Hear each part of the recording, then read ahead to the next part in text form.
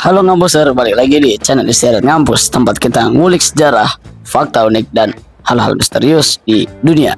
Oke, hari ini kita akan bahas salah satu tragedi paling besar di abad ke-20, yaitu adalah Perang Dunia Pertama.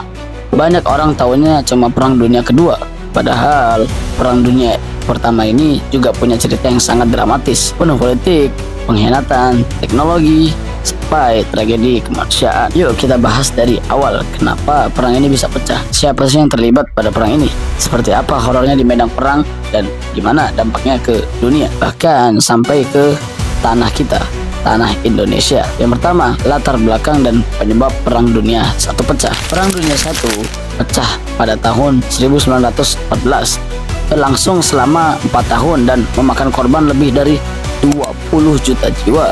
Tapi awalnya kondisi dunia udah panas banget. Ketegangan negara-negara besar seperti Jerman baru jadi negara bersatu di tahun 1871 dan langsung tumbuh jadi kekuatan industri dan militer besar.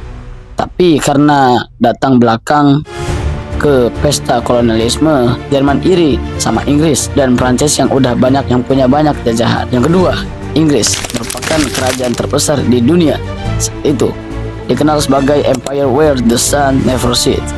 Inggris punya armada laut paling kuat dan mendominasi perdagangan dunia. Yang ketiga, Prancis masih trauma sama kekalahan dari Jerman di Perang Prancis-Rusia di tahun 1870. Mereka pengen balas dendam dan rebut wilayah Alsace-Lorraine yang diambil Jerman. Yang keempat, Rusia, negara raksasa yang punya banyak etnis, punya perang pelindung bangsa-bangsa Slavia, terutama Serbia. Tapi secara militer, Rusia agak tertinggal. Dan yang kelima, ada Austria-Hungaria, kekaisaran multi etnis yang rapuh, banyak suku bangsa di dalamnya. Kayak orang Slavia pengen merdeka, ini bikin mereka sangat gampang meledak kalau ada provokasi. Yang keenam, ada Italia, masuk Triple Alliance bareng Jerman dan Austria-Hungaria. Tapi Italia ini nggak terlalu royal ya, mereka punya ambisi ekspansi sendiri dan akhirnya pindah ke kubu musuh. Beban aja ya Italia ini. Di tanggal 28 Juni 1914, Franz Ferdinand, pewaris takhta Austria-Hungaria, jalan-jalan resmi ke Sarajevo, sekarang disebut Bosnia dan Herzegovina. Tapi hari itu jadi hari terakhir hidupnya. Di tengah kunjungan, dia dan istrinya Sophie, namanya Sophie, ditembak mati oleh Gavrilo Princip, anggota kelompok radikal Serbia bernama Black Hand, tangan hitam. Mereka pengen wilayah Bosnia lepas dari Austria dan Hungaria dan gabung ke Serbia. Yang bikin ironi, Franz Ferdinand sebenarnya cukup liberal dan pengen reformasi supaya etnis-etnis di kekaisaran bisa dapat hak yang lebih. Tapi malah ditembak. Austria-Hungaria langsung nuduh Serbia terlibat dan ngasih ultimatum. Serbia menolak sebagai syarat. Lalu perang dinyatakan. Satu persatu negara masuk ke perang karena aliansi dan kepentingan masing-masing negara. Negara yang awalnya bukan target dan akhirnya pun masuk ke dalam peperangan tersebut. Bahkan negara di luar Eropa seperti Jepang, Kekaisaran Ottoman ikut terlibat, dan paling menentukan Amerika Serikat yang awalnya netral akhirnya gabung juga di tahun 1917 karena kapal dagangnya diserang dan tahunya Jerman ngajak Meksiko buat nyerang Amerika Serikat lewat via telegram Zimmerman.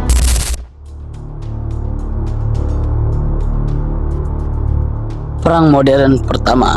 Perang ini dikenal sebagai Perang Modern Pertama karena senjata baru, yaitu senapan mesin, mortir, gas beracun, dan tank, serta pesawat tempur di udara. Lalu ada Perang Parit, tentara gali parit raksasa untuk bertahan dan menyerang di front barat. Seperti di front barat, parit membentang dari Belgia sampai Swiss. Lalu ada medan perang mengerikan, lumpur, hujan, tikus, penyakit, mayat di mana-mana. Lalu ada gas kimia, digunakan pertama kali di Ypres, Belgia. Gas mustard dan klorin bikin kebutaan, luka bakar, dan kematian secara perlahan.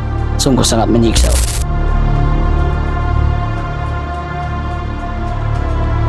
Lalu bagaimana kehidupan rakyat sipil? Perang ini bukan cuma soal tentara, rakyat sipil pun juga kena dampaknya. seperti yang terjadi di kota-kota, dibom dari udara, lalu kekurangan makanan karena blokade laut. Wanita pun mulai masuk ke dunia kerja, menggantikan pria yang sedang berada di medan perang. Anak-anak menjadi yatim piatu di kota, orang antri roti dan bahan bakar. Banyak yang hidup dalam ketakutan. Belum lagi flu Spanyol yang muncul di akhir perang makin menambah korban.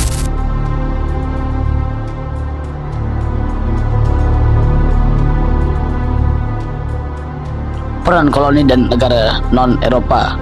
Perang Dunia I juga bawa dampak besar ke negara-negara koloni termasuk Indonesia, India, Afrika, Australia, Kanada, dan wilayah-wilayah jajahan lainnya, menyumbang jutaan tentara dan sumber daya untuk negara penjajah mereka. Tentara dari Senegal, Aljazair, India, bahkan dari Hindia Belanda pun termasuk Indonesia ikut dikirim ke front pertempuran. Ini jadi awal tumbuhnya kesadaran nasionalisme di negara jajahan. Rakyat mulai mikir, kita ikut berkorban, tapi kenapa tetap dijajah begitu? Dan di akhir perang, yaitu perjanjian Versailles di tahun 1918, Jerman udah kehabisan tenaga.